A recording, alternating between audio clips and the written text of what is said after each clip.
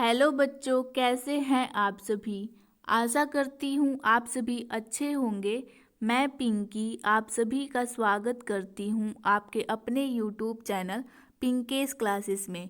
आज के इस लेक्चर में हम लोग क्लास 12th के केमिस्ट्री का विलियन चैप्टर का मोल अंश या मोल प्रभाव, जिसे इंग्लिश में मोल फ्रैक्शन कहते हैं, पढ़ने वाले हैं। तो सबसे पहले इसका डिफिनीशन लिखेंगे हम लोग।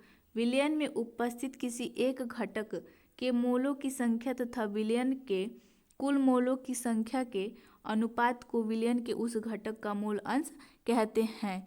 यानी कि विलयन में उपस्थित किसी एक घटक यानी कि या तो विलेय या तो विलायक के मोलों की संख्या तथा विलयन के कुल मोलों की संख्या यानी कि विलेय और विलायक दोनों की के अनुपात को विलयन के उस घटक का यानी कि या तो हम विलेय का निकाल रहे होंगे या तो विलायक का निकाल रहे होंगे का मोल अंश कहते हैं। अब इसका फॉर्मूला होगा अवयव के मोल अंश इक्वल टू अवयव के मोलों की संख्या अपान विलयन के कुल मोलों की संख्या। यानी कि यहाँ पे अवयव में या तो विलेय रहेगा या फिर विलायक रहेगा। यानी कि अवयव का मोल अंश इक्वल टू अवयव के मोलों की संख्या अपान विलयन के कुल मोलों की संख्या। अब हम इसका सबसे पहले निकालेंगे। माना कि विलेय का द्रव्यमान इक्वल टू स्मॉल w और विलेय का मोलर द्रव्यमान इक्वल टू स्मॉल m। ठीक है, यहाँ पे अगर विलायक होता तो वहाँ पे कैपिटल W और कैपिटल M होता, लेकिन विलेय है तो स्मॉल w और स्मॉल m रहेगा। अब हम निकालेंगे विलेय के मोलों की संख्या। यानी कि अगर हमें विलेय का मोल अंश निकालना है तो उसके लिए सबसे पहले हमें उसका मोल का संख्या निकालना होगा। तो विलेय के मोलों की संख्या इक्वल टू विलेय का द्रव्यमान अपान विलेय का मोलर द्रव्यमान यानी कि small n equal to small w upon small m। इसी प्रकार विलायक का द्रव्यमान इक्वल टू कैपिटल W और विलायक का मोलर द्रव्यमान इक्वल टू कैपिटल M। यानी कि वहाँ पे विलेय था तो स्मॉल था और यहाँ पे कैपिटल है।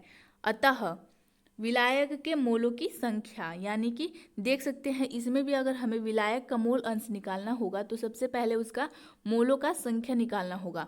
तो उसके लिए होगा विलायक का द्रव्यमान अपन विलायक का मोलर द्रव्यमान यानी कि capital N equal to capital W upon capital M। अब हम इसका मोल संख्या निकालेंगे।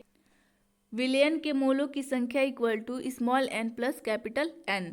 तो विलेय का मोल अंश यानी कि हमें क्वेश्चन में दिया रहेगा कि हमें विलेय का निकालना है या फिर विलायक का। तो यहाँ पे विलेय का मोल अंश equal to small n upon small n plus capital N, या फिर इसका लिखने का ये भी तरीका हो सकता है, आप लोग देख सकते हैं। इसी प्रकार विलायक का मोल अंश भी निकाल लेंगे यानी कि capital N upon small n plus capital N, और इसका लिखने का ये भी तरीका हो सकता है, आप लोग देख सकते हैं। ये आप लोगों का क्वेश्चन है तो इसमें देखेंगे ये जो दिया हुआ स्ट्रक्चरल फॉर्मूला इसे हम लोग एथिलीन ग्लाइकोल कहते हैं।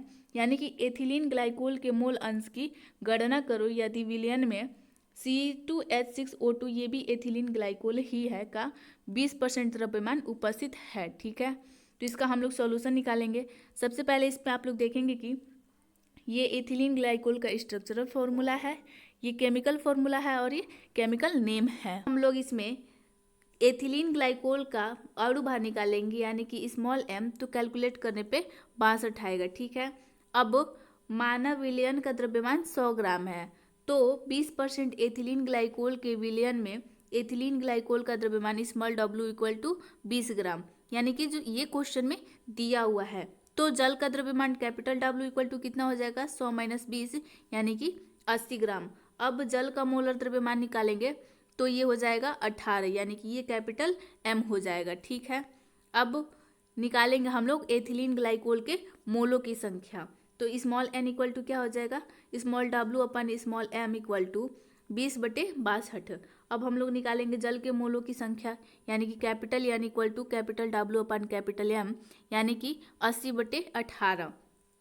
अतः एथिलीन ग्लाइकोल का मोल अंश यानी कि अब हम लोग मोलों की संख्या निकाल लिए हैं तो अब हम लोग मोल अंश निकालेंगे। तो यहाँ पे आप लोग देख सकते हैं एथिलीन ग्लाइकोल का मोल अंश small x equal to small n upon small n plus n capital N। यानी कि यहाँ पे स्मॉल n क्या आया था हम लोग का 20/62 और यहाँ पे पूरे का अपान हो जाएगा 20/62 यानी कि ये स्मॉल n है और 80/18 यानी कि ये कैपिटल N है। इसे कैलकुलेट करने पे आप लोगों का ये आंसर आएगा 0.067। ठीक है, आप लोग कैलकुलेट करके इसे देख सकते हैं। तो ये था आज का हमारा लेक्चर।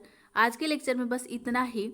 मिलते हैं हमारे नेक्स्ट लेक्चर में। तब तक पढ़ते रहिए, संघर्ष करते रहिए और सफल होते रहिए। आशा करती हूँ आपको मेरा वीडियो पसंद आया। वीडियो पसंद आया हो तो लाइक करें, शेयर करें और चैनल को सब्सक्राइब जरूर करें। थैंक